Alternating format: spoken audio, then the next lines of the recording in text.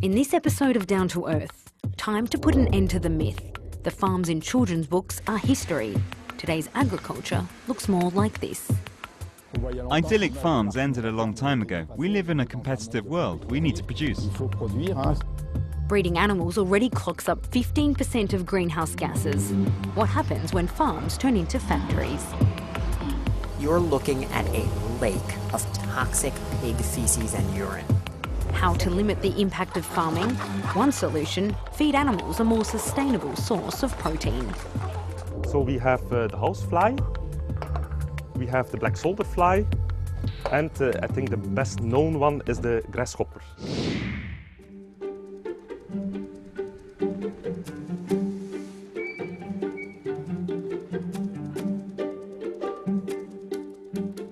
We're down to earth in one of the most modern and luxurious farms in Europe. Here we can see the cows are massaged, manicured, and even listen to music while being milked by a robot. All this for maximum production and minimum cost. Welcome to the mega farm of today and the future.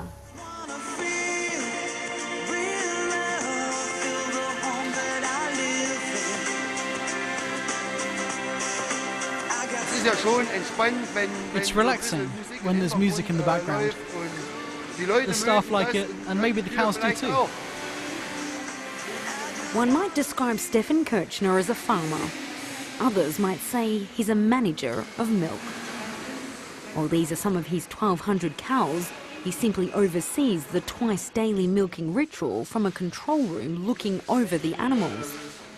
The computer spits out all he needs to know. So you should have the lactation. For example, yesterday we milked 724 animals for a total of 22,548 kilograms of milk, with an average of 31 kilograms of milk per cow. This is the first farm in Europe to test such advanced technology at a cost of 900,000 euros.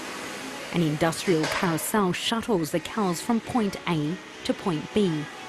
In between, it extracts the milk using these robotic arms, a little like those in car manufacturing.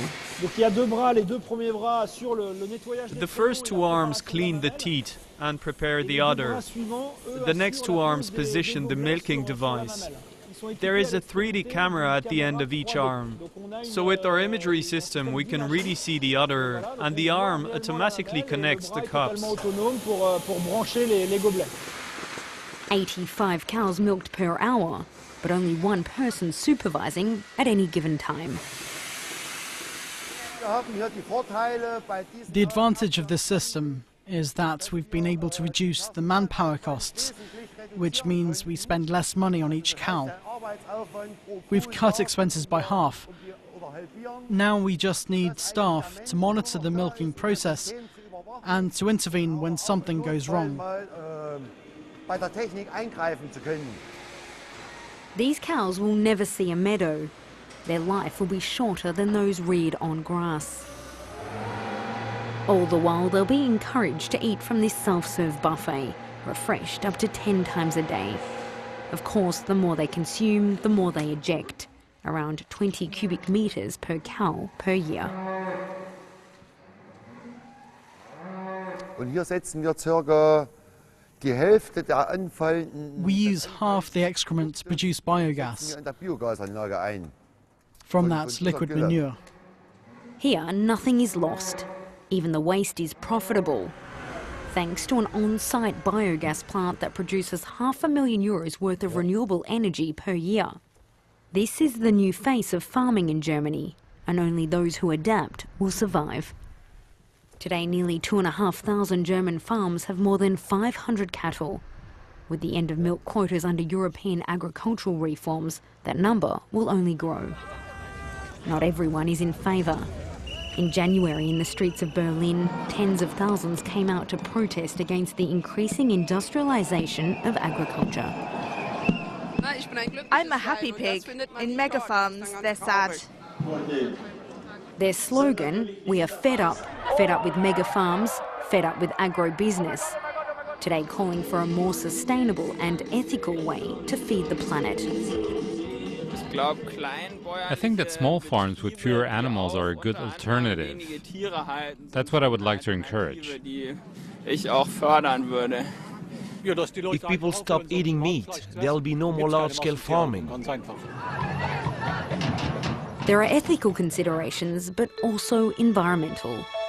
First, livestock farming involves destroying forests, mainly in the Amazon, to plant large swathes of crops. 1/3 of the land surface cultivated is used to feed farm animals. The cereals and vegetables are often transported hundreds of kilometres, multiplying the carbon footprint.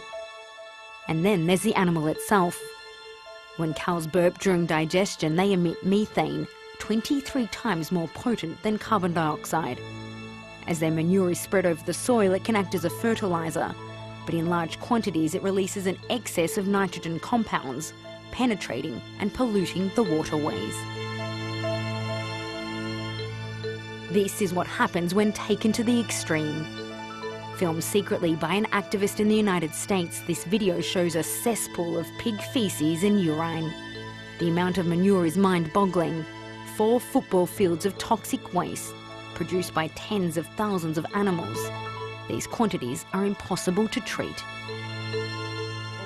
We ask a French agricultural expert to explain the risk. We're seeing an increasing number of these mega farms. Do they actually pollute more than the smaller farms that we've seen in the past? Lots of animals in a small space. That's the polluting factor, much more than the size of the farm, whether it's 100 cows or 1,000 cows, 100 pigs or 10,000 pigs. If we have the space to spread out the waste and to feed the animals, a mega farm won't be more polluting than a smaller one. It's not the number of animals, but the distribution on the land. For example, when we see the problem of green algae in Brittany, it's because more than anything there are too many animals living in the same region. So what can we do to reduce greenhouse gases in agriculture? There are research programs trying to find animals that are more efficient and who emit a little less. We can probably reduce emissions by a few %. That's for the greenhouse gases. And for nitrogen, it's about managing the way waste is treated to avoid nitrate and ammonia emissions. We can also try to reduce the proportion of protein in animal feed as much as possible.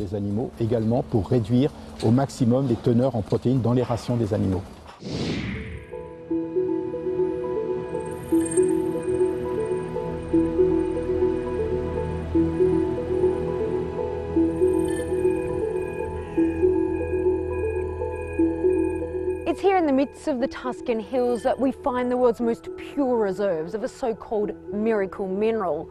The yellowish rock behind me is rich in shabazite, left over from a volcanic eruption. Only recently do we discover that its powerful properties can help fight pollution in farming. Shabazite has been mined in Italy for decades, but was traditionally used for construction. Today, 40,000 cubic metres of the mineral is dug up from this site each year. A growing proportion is now destined for farms. This is 67% shabazite. In my opinion, it's one of the rocks of the future for our environment, because if we manage to extract something from nature that can benefit us, it's really a miracle. And we still don't know all of its qualities. We do know it's attracted the interest of one Italian entrepreneur. Pietro Azzolini has built a whole business around the mineral. Is this a miracle rock? It can resolve many problems, either for agriculture, sewage from cities, or even for septic tanks. First, it needs to be transported to this factory where it's crushed and dried to form a powder. Shabazite has unusual cavities in its structure, and studies show that when fed to animals, it can absorb 1/3 of the ammonium in their manure. Atmospheric emissions also drop by 20%. It's a completely natural solution to permanently fix the problem. The results show that if you use shabazite to reduce ammonium, you solve the problem once and for all.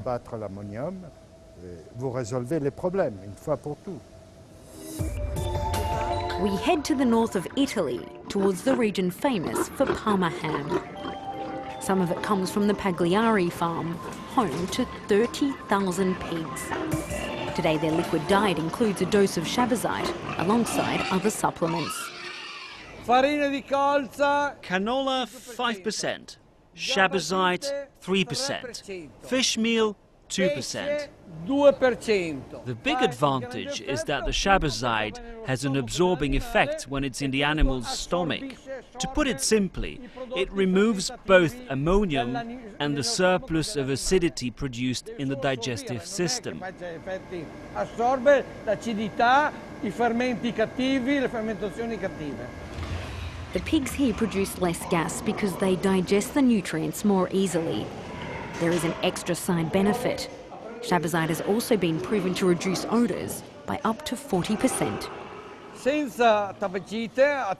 Look, if we didn't use the shabazite, it would smell of acid here. And now, I don't smell anything. And if I'm right, you don't either. Can you smell an acrid odour?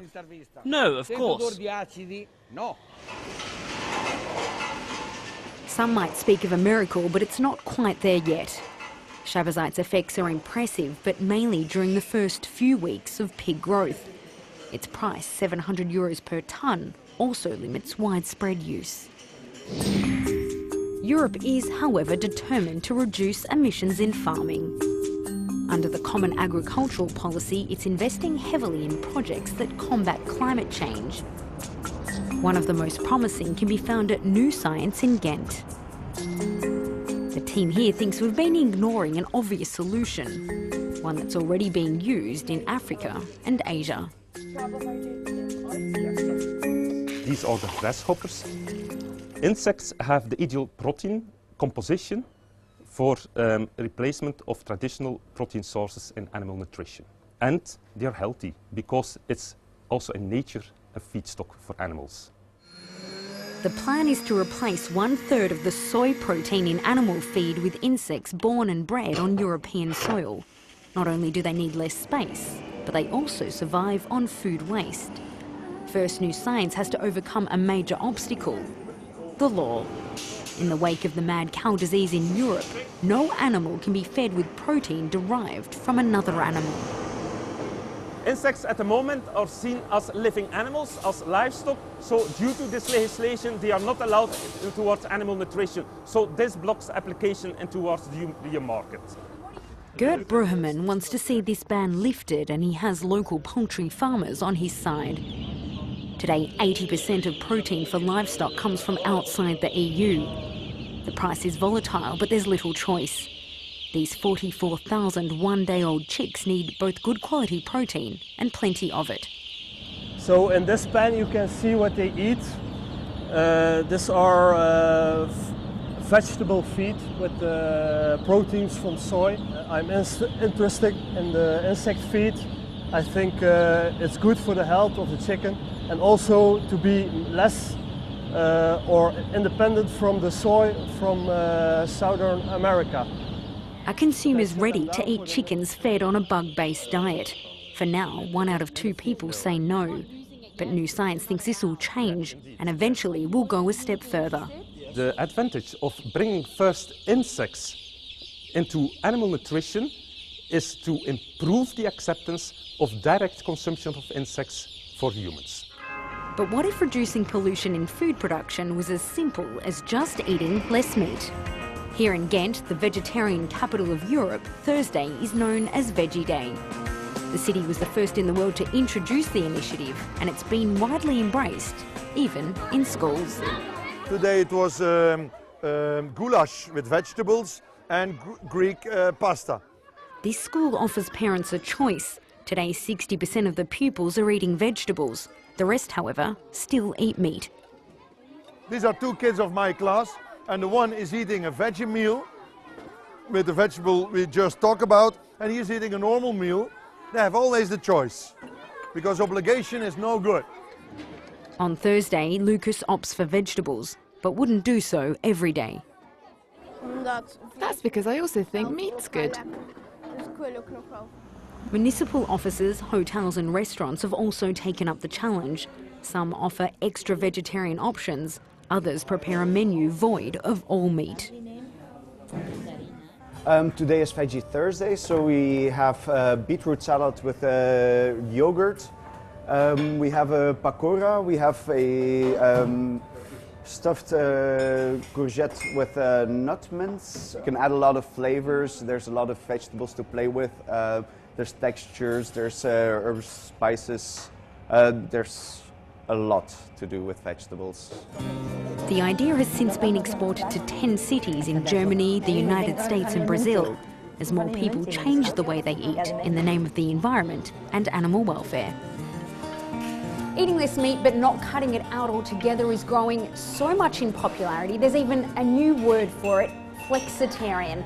A flexible vegetarian is arguably having the best of both worlds, but it makes it easier than ever to help preserve the one world that we live in.